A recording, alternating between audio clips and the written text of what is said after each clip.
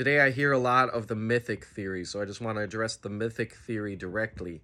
Let's say that the disciples made up the life of Jesus. Maybe he actually walked on the earth, maybe he was a real person, but he didn't perform miracles, he did not rise from the dead after his crucifixion.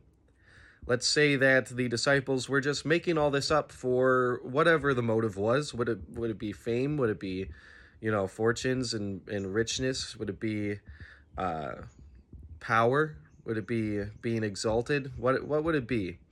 The disciples, we got to think back to how the early Christians were. The disciples and the early Christians, a lot of them got persecuted, put to death for their faith in Jesus. They didn't claim that Caesar was Lord, they claimed that Jesus was Lord.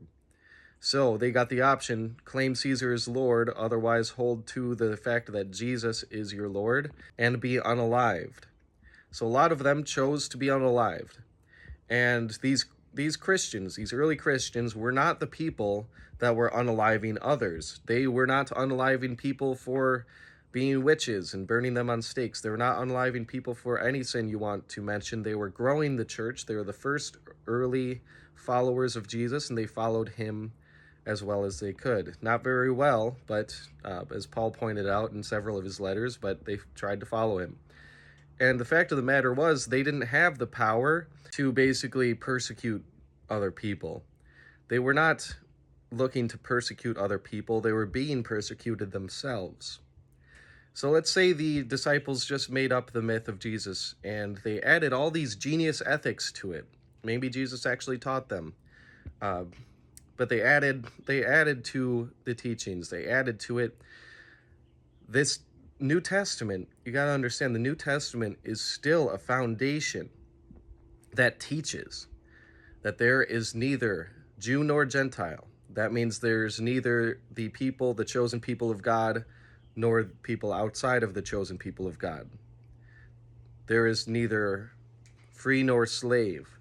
There's neither man nor woman, but all are made one. All are equal in Christ Jesus. The foundation for ethics that was laid out in the teachings of Jesus literally transformed the Roman Empire.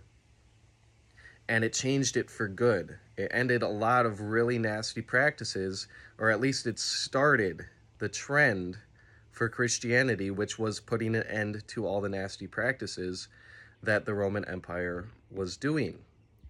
And let's just think about this, It just doesn't make sense, folks, unless they were actually as passionate about this person who they really truly did believe rose from the dead and was Lord of their lives, is Lord of their lives, and everyone's life.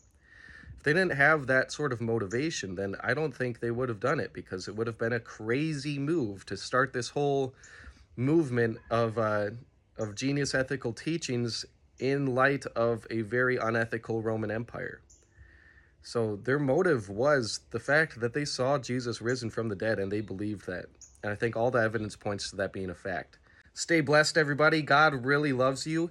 He showed that in the life of Jesus Christ, who was unalived, claiming that the greatest show of love is to be unalived for your friends. He did that for the whole world, including his enemies that were persecuting him. God truly loves us. He wants us to be in heaven with him. God bless you, everybody. Stay blessed.